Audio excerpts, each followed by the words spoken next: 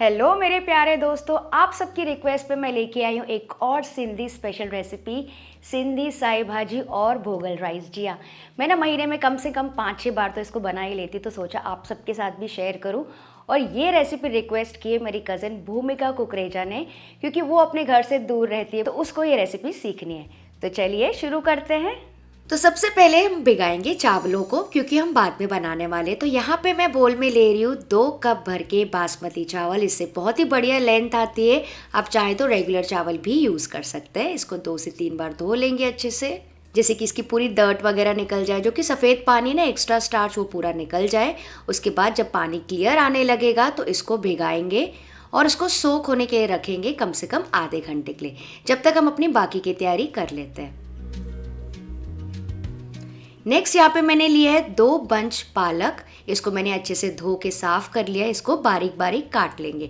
अच्छा फ्रेंड्स, यहाँ पे ना मैं आज सिर्फ पालक यूज़ कर रही हूँ। आप चाहें तो इसके साथ मेथी, चूका, शेपू वगैरह ये सब भी चीज़ें यूज़ करते हैं कुछ लोग। आपको चाहिए तो वो भी आप काट लीजिए यहीं पे। तो ये देखिए सारी पालक अच्छे से चॉप हो गई है। नेक्स्ट तैयारी यहाँ पे मैंने की है। यहाँ पे मैंने 1 कप भर के ली थी चना दाल। इसको मैंने बस आधा घंटा पहले ही भिगा दिया था, ताकि अच्छे से फूल जाए और जल्दी से सॉफ्ट हो जाए। तो अब लेंगे बड़ा सा प्रेशर कुकर। इसमें मैं डाल रही हूँ 2 टेबलस्पून भर के तेल और इसमें मैं डाल रही हूँ 2 प्याज कटे हुए। अच्छा फ्रेंड्स, यहाँ पे बिल्कुल भी ज़रूरी नहीं है कि आपके जो प्याज हैं वो एकदम बारीक कटे हों। बिल्कुल ऐसे रफली चॉप भी होंगे तो चल जाएगा। इसको सौटे करेंगे, यानी कि भूनेंगे 2 से 3 मिनट के लिए। और जैसे ये सॉफ्ट होने लगेंगे तो इसके साथ ही मैं डाल रही हूँ 2 से 3 हरी मिर्ची बारीक कटी हुई। 2 टीस्पून भर के मैं डाल रही हूँ दरदरा कुटा हुआ अदरक लहसुन। और इन सबको भी भून लेंगे 4 से 5 मिनट के लिए। अच्छा फ्रेंड्स, कुछ लोग लहसुन ज़्यादा डालते हैं, अदरक कम डालते हैं या नहीं डालते हैं, वो आपके ऊपर है, जैसे आपको पसंद हो। लेकिन नॉर्मली मैं यहाँ पे अदरक लहसुन दोनों ही डालती हूँ।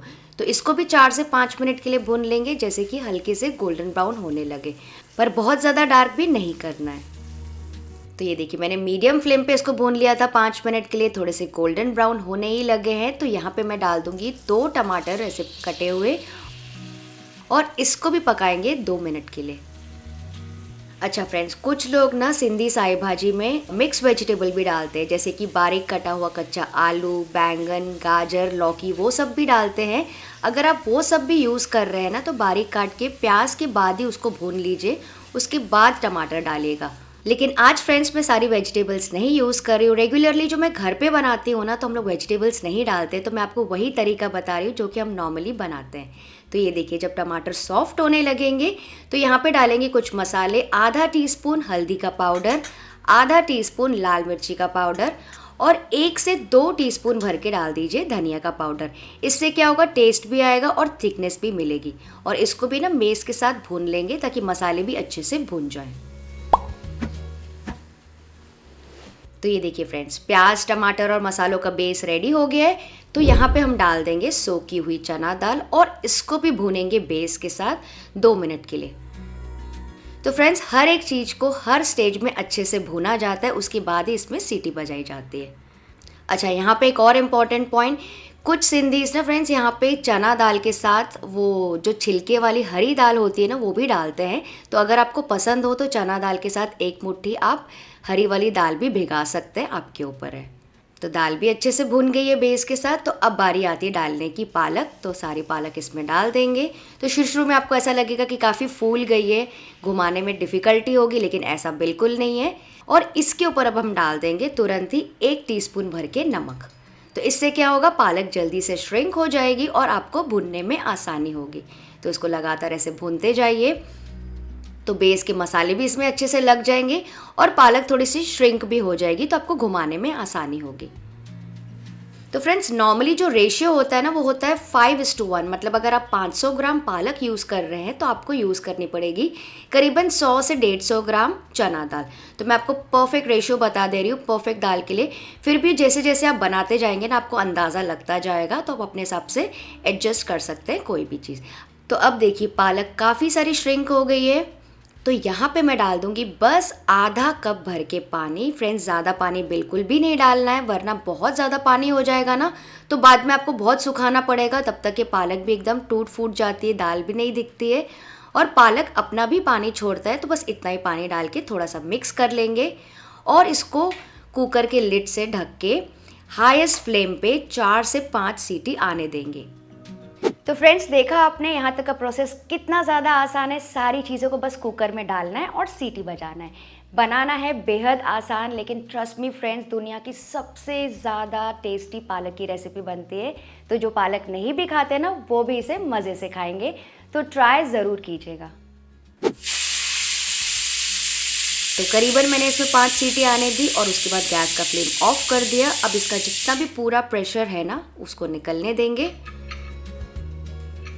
और अब मैं लिड आपको खोल के दिखाती हूँ। ये देखिए सारी चीज़ें एकदम सेटल हो गई है, अच्छे से बॉईल हो गई है। जब मैं आपको मिक्स करके दिखा रही हूँ ना, ये देखिए फ्रेंड्स, अब देख सकते हैं पालक, दाल, पानी सब अलग अलग सा दिख रहा है। ऐसा हमको बिल्कुल नहीं चाहिए। ये जो सारी चीज़ है ना, आपस में एकदम जुड़ी जुड़ी होनी चाहिए, एकदम गाढ़ी लटपटी सी होनी चाहिए। तो इसके लिए मैं क्या कर रही हूँ, यहाँ पे लगाऊंगी मंदिड़ा। मंदिड़ा या फिर मथनी या फिर घोटनी, आप क्या इसको कहते हैं इस लकड़ी वाले इंस्ट्रूमेंट को, मुझे कमेंट करके पक्का से बताइएगा। इसको ना थोड़ा ऐसे लकड़ी से, इस मंदिड़े से चला लेंगे, मैश कर लेंगे, ताकि सारी सब्जी दाल वगैरह अच्छे से जुड़ जाए और मैश हो जाए। और आपस में अच्छे से जब मिल जुल जाएगी ना, तो अच्छा सा गाढ़ापन भी आ जाएगा। और फ्रेंड्स, अगर आप सब्जियां भी डाल रहे हैं इसी में, तो वो भी अच्छे से इसके साथ मिक्स हो जाएंगी। ये देखिए, जब आप मंदिड़ा ऐसे चला लेंगे ना, थोड़ी सी सब्जी और थोड़ी सी दाल जब मैश हो जाएगी, तो इसको लो मीडियम फ्लेम पे और उबलने देंगे करीबन 4 से 5 मिनट के लिए, ताकि परफेक्ट कंसिस्टेंसी पे आ जाए। तो ये देखिए, मंदिड़ा मारने के बाद मैंने 5 मिनट इसको और उबाला। पानी अब आपको बहुत ज़्यादा नहीं दिख रहा होगा। सारी चीज़ें आपस में अच्छे से मिल जुल गई है, बहुत ही बढ़िया कंसिस्टेंसी आई है। ये देखिए, एकदम गाढ़ी लटपटी पालक दाल की ग्रेवी तो रेडी है।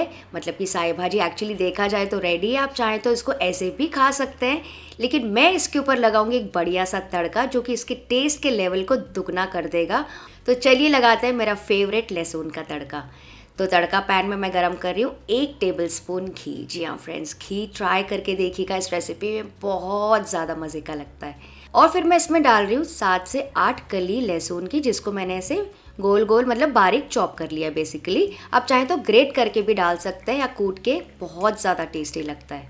और इसको ना थोड़ी देर फ्राई होने देंगे, मतलब एकदम डार्क नहीं करना है, जलना बिल्कुल नहीं चाहिए। बस हल्की सी जब गोल्डन ब्राउन होने ही लगेगी, तो गैस का फ्लेम ऑफ कर देंगे।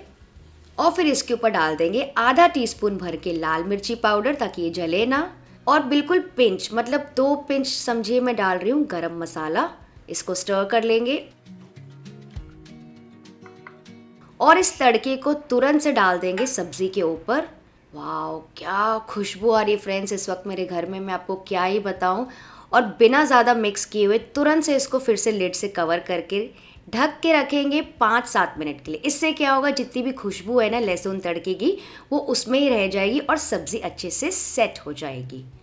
तो चलिए 5 मिनट के बाद मैं आपको दिखाती हूँ फ्रेंड्स। ये देखिए, मैं आपको क्या ही बताऊँ, थोड़ा सा मिक्स कर लीजिए। बढ़िया सी सिंधी साई भाजी, मेरे स्टाइल की सिंधी साई भाजी रेडी हो गई है।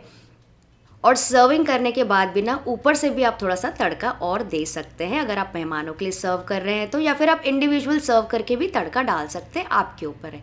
और इस गर्मा गर्म लटपटी एकदम गाढ़ी सिंधी साई भाजी को आप सर्व कर सकते हैं रोटी, प्लेन राइस या फिर भुगा चावल के साथ, तो बहुत ज़्यादा टेस्टी लगता है। तो चलिए, साई भाजी तो हमारी रेडी हो गई है, इसको साइड में रख देते हैं। जल्दी से भुगा राइस भी बना लेते हैं। तो फ्रेंड्स, अगर आपको आज का वीडियो अच्छा लगा तो उसे लाइक ज़रूर कर लीजिएगा, शेयर भी कीजिएगा अपने सारे दोस्तों एंड स्पेशली सिंधी कम्युनिटी के साथ, और चैनल को भी सब्सक्राइब कर लीजिएगा, ताकि आपसे कोई भी ऐसी रेसिपी मिस ना हो। और अगर आपको और कोई भी स्पेशल सिंधी रेसिपी देखनी है तो मुझे कमेंट करके बताइए, मैं आपके लिए बना दूँगी। तो फिर एक बड़ी से कढ़ाई में, या फिर नॉर्मली ना हमारी मम्मी तो सिपरी में बनाती है, अगर आपके घर में सिपरी है कि नहीं मुझे कमेंट करके पक्का से बताइएगा, मैं आपके कमेंट का वेट करूँगी। इसमें मैं डाल दूँगी 3 टेबलस्पून भर के तेल। तेल थोड़ा सा ज़्यादा लगता है इसमें।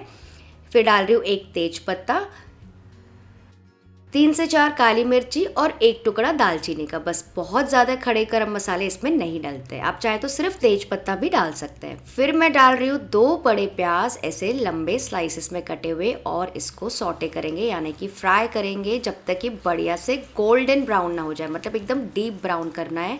मैं आपको बिल्कुल वही तरीका बता रही हूँ फ्रेंड्स, जो कि मैंने अपनी मम्मी से सीखा है, ड्यूरिंग माई कॉलेज डेज ना, जब मैं कॉलेज में थी तो वहाँ से आने के बाद मुझे ये जो प्रोसीजर है ना, परफेक्ट प्रोसीजर मेरी मम्मी ने सिखाया, बस वही प्रोसीजर मैं आपको सिखा रही हूँ। तो ये देखिए, मतलब प्याज जो है ना फ्रेंड्स ऑलमोस्ट डीप फ्राई हो जाने चाहिए, क्योंकि जो राइस का कलर है ना उसको मेन प्याज से ही मिलेगा, क्योंकि प्याज ही इसका मेन एलिमेंट है और कुछ तो खास इसमें डाला नहीं जाता है। तो इसको फ्राई हम करेंगे लो मीडियम फ्लेम पे, ताकि ये जले ना। अगर आप हाई पे करेंगे ना तो जल्दी से ये डार्क हो जाते हैं। तो फ्रेंड्स अब आप देख सकते हैं एकदम डीप ब्राउन कलर इसमें आ गया है, ऑलमोस्ट फ्राई होने लगे। तो अब तो आपको ज़्यादा ध्यान देना पड़ेगा, क्योंकि जल्दी से डार्क हो जाता है। तो जैसे मेरी मम्मी ने बताया, ये जो स्टेज है ना सिर्फ 5 या 10 सेकेंड के लिए आती है, मतलब जलना भी नहीं चाहिए और कम भी नहीं होना चाहिए। तो इस स्टेज में तुरंत से आप चाहें तो गैस का फ्लेम ऑफ कर सकते हैं 2 मिनट के लिए, या फिर लो कर दीजिए। इसमें हम डाल देंगे 1 टीस्पून भर के रेड चिली पाउडर, कश्मीरी या फिर तीखा जो पसंद हो, और जल्दी से इसको मिक्स कर लेंगे। और इससे पहले कि मिर्ची जले तुरंत से इसके ऊपर डाल देंगे पानी। तो पानी मैं यहाँ पे डाल रही हूँ 4 कप, मतलब कि 2:4। 2 कप हमने भिगाए थे चावल, तो यहाँ पे मैं 4 कप भर के पानी डाल रही हूँ। तो फ्रेंड्स पानी का जो माप है ना वो मैं सिर्फ आपके लिए बता रही हूँ, पर सिंधियों में जैसे मम्मी दादी तो सब अपने अंदाजे से ही पानी डालते हैं, और फिर भी वो ना एकदम परफेक्ट खिले खिले चावल बनते हैं। तो बस यही डिफरेंस होता है बड़ों के एक्सपीरियंस का। तो यहीं पे हम डाल देंगे 1 टीस्पून नमक भी, और मिक्स करके इसमें अच्छा सा उबाल आने का वेट करेंगे। उबालने के बाद ही हम इस पे चावल डालेंगे। तो फ्रेंड्स आप देख सकते हैं बेस का कलर कितना प्यारा एकदम रेडिश गोल्डन ब्राउन आ गया है, सिर्फ मिर्ची और प्याज की वजह से। तो अच्छा सा उबली आ गई है। तो यहाँ पे मैं डाल दूँगी चावल। चावल का पूरा पानी मैंने निकाल दिया है, सारे चावल इसमें ऐड कर देंगे, और अब इसको उबलने देंगे 2 से 3 मिनट के लिए ओपन, मतलब अभी कुछ भी नहीं ढकेंगे, 3 मिनट के लिए इसको हाईएस्ट फ्लेम पे उबलने देंगे। तो फ्रेंड्स अब देखिए 3 मिनट के बाद आप देख सकते हैं ऊपर सतह पर बिल्कुल थोड़ा सा ही पानी रह गया, हल्का हल्का सा पानी बबल अप हो रहा है। तो इस स्टेज में गैस का फ्लेम लो कर देंगे और इसको लिड से ढक के पकने देंगे लो फ्लेम पे 8 से 10 मिनट के लिए। तो करीबन 9 से 10 मिनट के बाद मैं आपको खोल के दिखाती हूँ। फ्रेंड्स ये देखिए कितने अच्छे से पानी पूरा एब्जॉर्ब हो गया है, चावल का कलर आप देख सकते हैं कितना प्यारा आया है। तो फ्रेंड्स यहाँ पे भी मैंने आपको ना टाइमिंग सिर्फ आपके लिए बताया, लेकिन मेरी दादी जो है ना चावल की खुशबू से पता चल जाता था उनको कि चावल पूरी तरीके से पक गए, और वो ना दूर से ही बोलती थी मम्मी को कि गैस का फ्लेम ऑफ कर दें। तो इन चावलों के ऊपर तुरंत से खर्ची नहीं चलाएंगे, थोड़ा सा पफ अप कर लेंगे फोक से। फ्रेंड्स आप देखिए कितने परफेक्ट खिले खिले चावल बने हैं। तो ये जो खास सिंधी स्पेशल भुगा चावल होते हैं ना, वो हर एक फंक्शन गैदरिंग या शादियों में तो पक्का ही बनते हैं। और उसके साथ ही हम बनाते हैं मीठी सयूं और पटाटा भी। अगर आपको उसकी रेसिपी भी देखनी है तो मुझे कमेंट करके ज़रूर से बताइएगा। बस अब बहुत हुआ इंतज़ार, मुझे तो भूख लग रही है। इस गर्मा गर्म भुगा चावल को सर्व करेंगे गर्मा गर्म तड़के वाली साई भाजी के साथ। फ्रेंड्स आप देख सकते हैं मस्ट ट्राई रेसिपी है, और साथ ही मैंने सर्विंग के लिए मूली भी रखी है।